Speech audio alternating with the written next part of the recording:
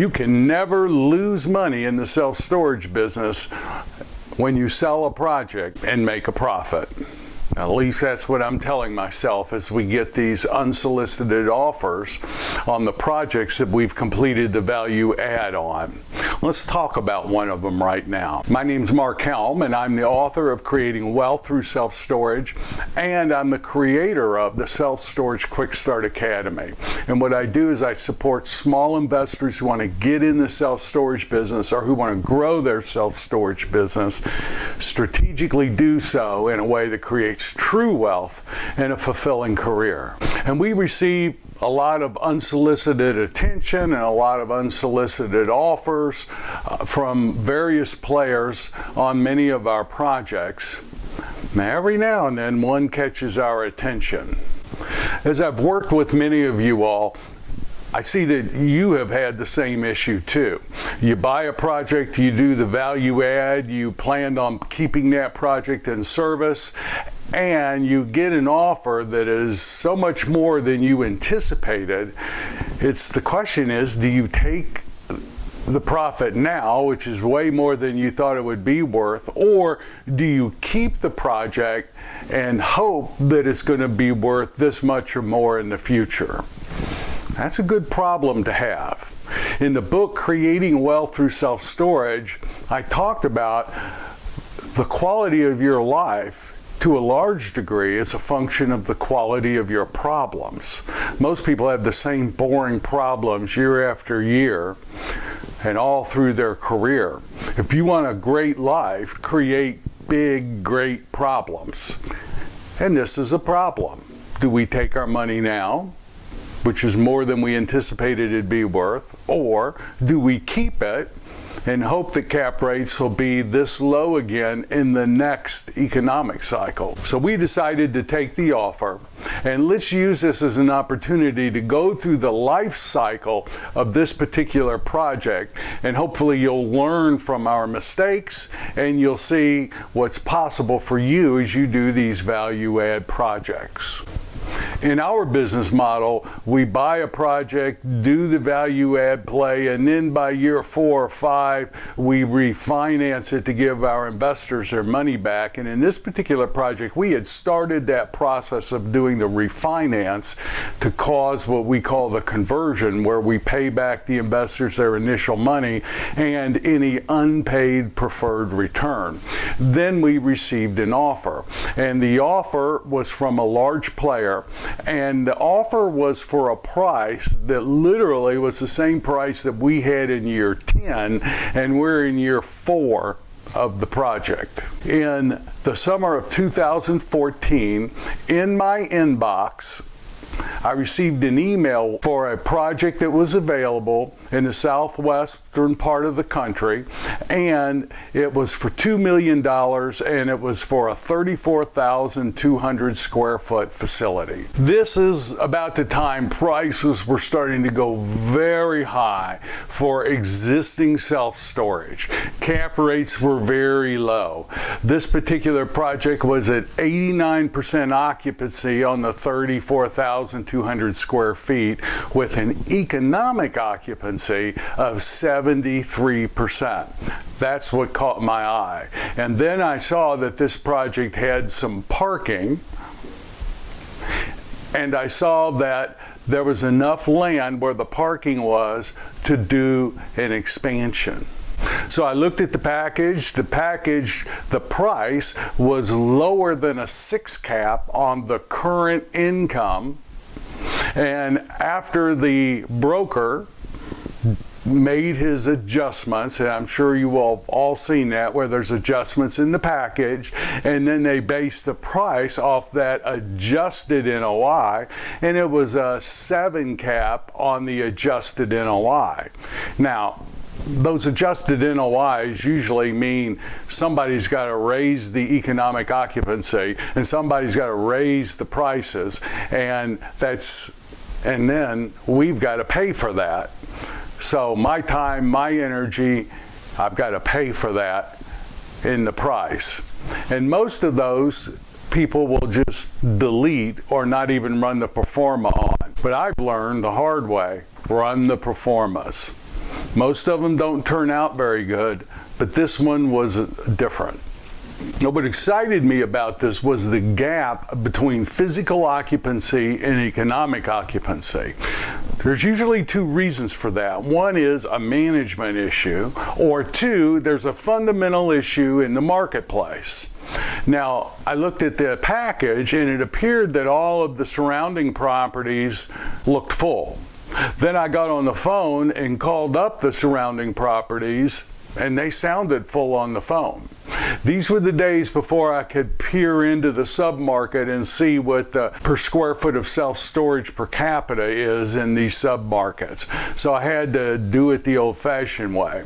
So I looked, and the projects around it appeared very strong and very full. So my assumption was that this was a management issue, an ownership issue that was causing that gap in economic to physical occupancy, and the feasibility report would flesh it out. So here's the process we went through. First of all, we just analyzed what was there. We entered the unit mix. Now, many of you know that our goal is to have projects that are 50,000 square feet or more. Why? Because that's our exit strategy, to sell to institutional players. So we go in markets where there are institutional players, and we take these kind of mom and pop projects, 30,000, 25,000, and get them over 50,000 and tighten up how they're run. And at some point, when it's time to sell, we'll at least have something that a large institutional player will look at. So I called the broker, I asked for a survey of the property, I got it, and I got very excited when I saw there was almost 2 acres of land that we could do an expansion on. Right now there was some parking here and there on the property, but I knew if we could add more square footage to this project, it may look good. So the first thing I did was I took the unit mix that I had entered, I got what the gross potential income is, and then I looked at what would the income really be at 85% occupancy. Our strategy was, if I can't get it to 85% occupancy, I'm not going to buy the thing. If I don't think I can operate it at that level, we won't close on it.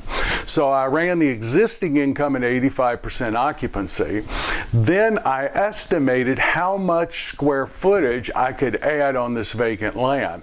As you know, typically you get about 33% efficiency using land for single-story self-storage buildings. In other words, if there's 43,560 square feet in an acre, you multiply that number times 0.33, that's usually how many net income-producing square feet you can get on an acre. So I did the math from the survey, and I estimated you would get 20,387 new income-producing square feet of self-storage on that vacant land. So I looked at what they're currently getting per square foot, and I estimated how much would be climate control, how much would be non-climate control, and I ran my numbers. Now, I assumed that we would only be leasing up at 1,000 square feet a month. When the feasibility report came back, it showed 1,200, but I left the pro forma at 1,000 square feet a month. What's wild is this project leased up at 3,400 square feet a month, slightly over that. Next, I entered what I thought would be our operating expenses. Now, I don't use the numbers in the package very much. I might get a few numbers off of it, but I put in how we would run it. Then I looked at the operating expenses in the package. Our performance are usually much higher. In fact, in this case, in year one, our operating expenses were $179,965. In the package, it was just right around $100,000. Next, I estimated the cost of constructing that additional square footage. I was a little off on this. Product was a little cheaper back then, but I only had $858,900 for construction. That's right around $30 a square foot. Today I would use a much higher number than that, but that's what I had for this project. So I entered all that in the analyzer and I ran the numbers, and it looked good. It wasn't a home run, but in our project I had at that time to get a 12% average cash-on-cash return years 1 through 5, and I had to create enough value to be able to refinance it and give my investors their money back. It looked from the initial pro forma that we could do that. So we put the project under contract and started going through the due diligence. First thing we did was we ordered the feasibility report, and I sent off the survey to have a project laid out on the vacant land. Well, it turned out we could get more than the 20,000 square feet. We actually ended up with 26,750 net rentable square feet based on how the project was laid out with large buildings. And most of that, the majority of it was climate control except for the exterior units. And then we got some pricing on our construction assumptions. At the end of the due diligence, it looked like the project, between the acquisition and the construction, was going to cost us around $2,822,000. And in year 5, when we did the refinance, the project was going to be worth $4,148,000. And we would have made an average of slightly over 12% years 1 through 5 on the cash-on-cash return, 12% per year. So we went on and closed and started the construction. The first mistake I made was the engineer I selected. I moved pretty quick, and I actually picked an engineer that was close to the facility. Great strategy. I've learned the hard way on this project that the engineers are critical. After $30,000 in 6 months, we ended up replacing that engineer and having to start all over again. And between the engineer debacle and the rain and the rain and the rain, the time of construction took way longer than we anticipated. When I've done conversions, doesn't take very long to get projects into service and start generating income. I had 6 or 8 months on this particular pro forma. This was one of the first expansions we did, and I learned the hard way that it takes longer than you may anticipate. Now, what's interesting is some banks don't really track this very closely, and other banks track it very closely. The bank we were working with was watching this very close, and I had to keep reassuring them that everything was okay. It's just taking a little longer on the construction, and we'll be able to make it up as soon as we can start renting. And I crossed my fingers and hoped that was true. And as it turned out, it was. Why? Well, because the absorption was fast. I fortunately had a very low number on my pro forma, and even though we were 11 months behind where I thought we would be, we made it up very quickly, leasing it up at average of 3,400 square feet a month. Very soon we had caught up to where we said we would be at this particular point in time on the pro forma. Then we just rode it out. We made the money, we paid the expenses, and we raised the rents every chance we could. We had slowly improved the existing property and added new product on. And by the end of year 2, we were over $200,000 on our net operating income, which is $50,000 more than we had projected it would be in year 2. However, our debt service was about $9,000 a year higher than we had projected it would be because of the additional cost in the construction and the additional interest carry that got put into the loan. Then year 3 came. We were slightly under on the NOI, but not by much. And then we were moving into year 4, and we thought we're doing so well, maybe it's time to start looking at refinancing this, causing the conversion where we could catch up on the preferred return and give the investors their money back. We went and applied for refinance. The mortgage broker looked at all of our numbers and said, we're doing great. Why don't we wait till about third quarter of 2018?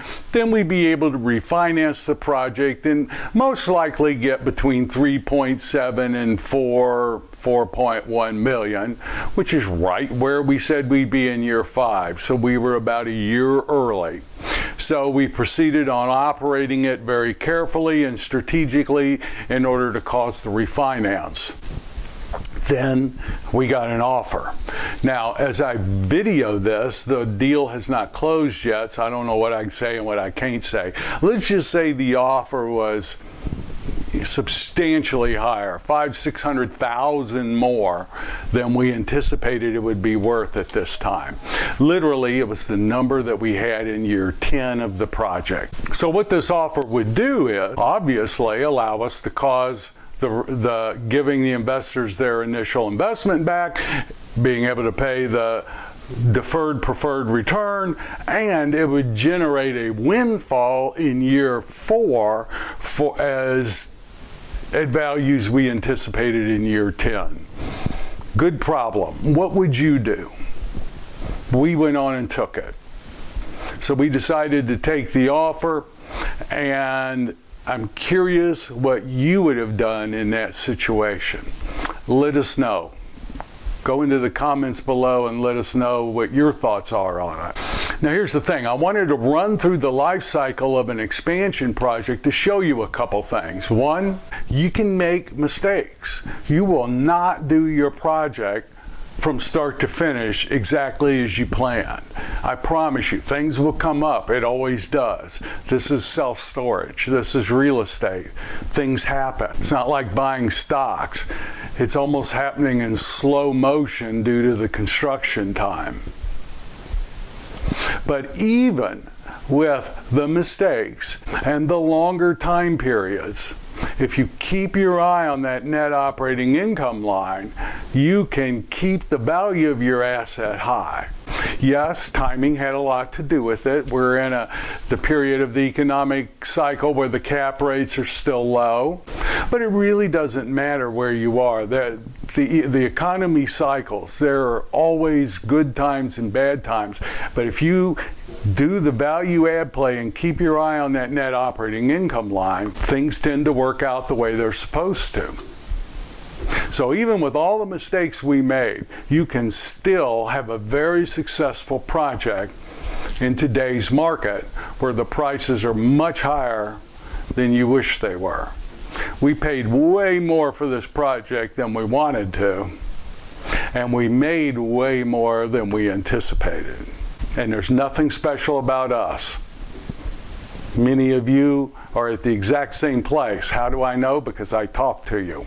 So as you do expansion projects, you will probably run into this same problem too.